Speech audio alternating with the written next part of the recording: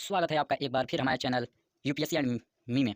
तो दोस्तों, आज आप लोगों को मैं सुमित्रानंद पंत जी का जीवन परिचय पढ़ाने जा रहे हैं। तो देखिए, सुमित्रानंद पंत जी का जीवन परिचय। प्राकृतिक चित्रण के अमर गायक कविवर सुमित्रानंद पंत जी का जन्म 20 मई सन 1900 में 1957 को अल्मोड़ा के निकट कौसानी नामक ग्राम में हुआ था। जन्म के 6 घंटा बाद इनकी माता का देहांत हो गया।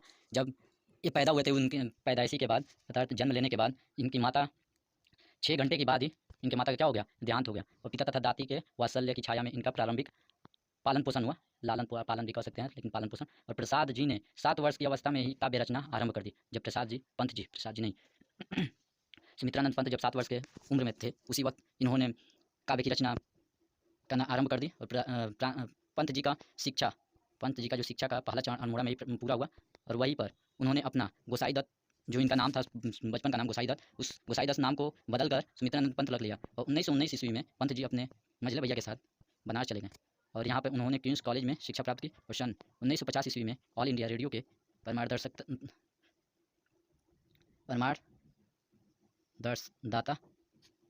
के पद का नियुक्ति हुआ। ठीक है, इस पद का नियुक्ति हुआ। थोड़ा सा यहाँ पे ये वर्ड को मैं गलत पढ़ दिया हूँ, तो इसके लिए सॉरी। पद पर नियुक्ति हुआ और सन 1957 ईस्वी तक इन्होंने क्या किया, प्रत्यक्ष रूप से रेडियो से संबंध रहे। समझे कि जब सन 1957 तक वे प्रत्यक्ष रूप से रेडियो से संबंध रहे। और सरस्वती को इस पुजारी ने 28 दिसंबर सन 1967 संवत में 2034 को इस भौतिक संसार से सदैव के लिए विदा ले ली, अर्थात इनकी मृत्यु हो गई। इनकी कुछ साहित्यिक सेवाएं देख लीजिए। अब दोस्तों, आप लोग अपना पढ़ाई इसी तरह करते रहिए, हम डेली आप लोगों को वीडियो प्रोवाइड करते रहेंगे। दोस्तों, साहित्यिक सेवाएं। छायावाद युग के व्याख्यात प्राप्त कवि सुमित्रानंद पंत जी 7 वर्ष की अल्प आयु से ही कविता की रचना करने लगे। उनकी प्रथम रचना 1916 ईस्वी में सामने आई। इनकी जो प्रथम रचना थी वो 1916 ईस्वी में सामने आई। और गीजे का घंटा नामक इस रचना के पश्चात वे निरंतर काव्य साधना में लौलीन रहे। और सन 1919 ईस्वी में इलाहाबाद के मेयर कॉलेज में प्रवेश लेने के पश्चात इनकी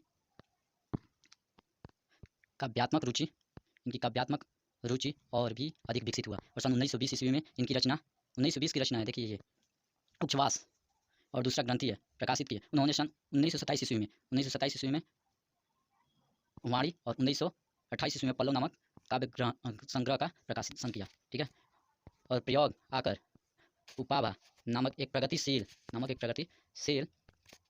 विचारों वाली पत्रिका का प्रकाशन आरंभ किया। 1942 ईस्वी के पश्चात वे महर्षि अरविंद घोष से मिले और उनसे प्रभावित होकर अपने काव्य में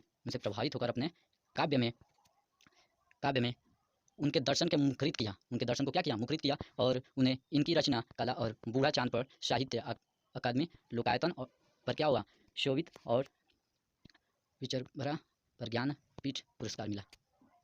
चिदम्बरा पे ज्ञान पुरस्कार मिला। ज्ञान पुस्तक नहीं है भाई, हम थोड़ा डिस्टर्ब हो जाते हैं बीच में, डेली नहीं है, कभी कभी हो जाता है, कुछ प्रॉब्लम आ जाती है। तो हम तभी देख रहे थे, वीडियो बना रहे हैं, क्या हो गया। ठीक है, देखिए इनकी प्रमुख कृतियाँ हैं इसका भी पढ़ा सकते हैं, वो खुद लिखा गया था। पंत जी बहुमुखी प्रतिभा संपन्न साहित्यकार थे। अपने विस्तृत साहित्य जीवन में उन्होंने विविध विधाओं में साहित्य रचना की। उनकी प्रमुख कृतियाँ का विवरण इस प्रकार है। फर्स्ट जो कृति है लोकायतन है। इस महाकाव्य में कवि की संस्कृति और दार्शनिक विचारधारा व्यक्त हुई है। और इस रचना में कवि ने ग्राम में जीवन और जन भावना को बंदोबस्त किया है। ठीक है, दूसरी इनकी रचना वाणी कृति रचना। तो इस रचना में पंत जी आरंभिक प्रकृति और अलौकिक सौंदर्य से पूर्ण गीत संग्रहित है। और 3 नंबर पल्लव है। तो इस संग्रह में प्रेम, प्रकृति और सौंदर्य के व्यापक चित्र प्रस्तुत किए गए हैं। 4 नंबर देख सकते हैं यहाँ पे गुंजन, 4 नंबर गुंजन। तो इनमें प्रकृति, प्रेम और सौंदर्य से संबंधित गंभीर एवं प्रौढ़ रचना संकलित है। 5 नंबर ग्रंथि। इस काव्य संग्रह में वियोग का स्वर प्रमुख रूप से मुखरित हुआ है और प्रकृति यहाँ भी कवि की सहचारी रही है। ठीक है, और इनकी प्रमुख रचनाएं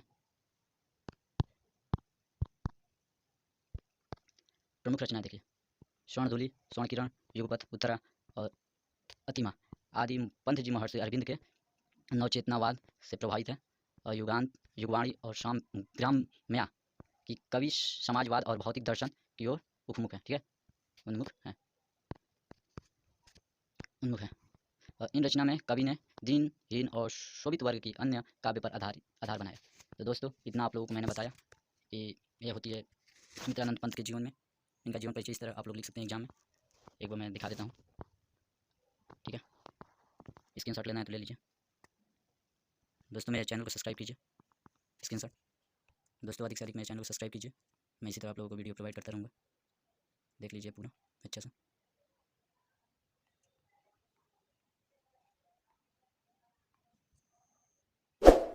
इनकी कृतियाँ थी। आई होप आप लोगों को वीडियो अच्छा लगा होगा। तो दोस्तों चैनल को सब्सक्राइब कीजिए और बेल आइकन को ऑल पे सेलेक्ट कीजिए और अधिक से अधिक शेयर कीजिए।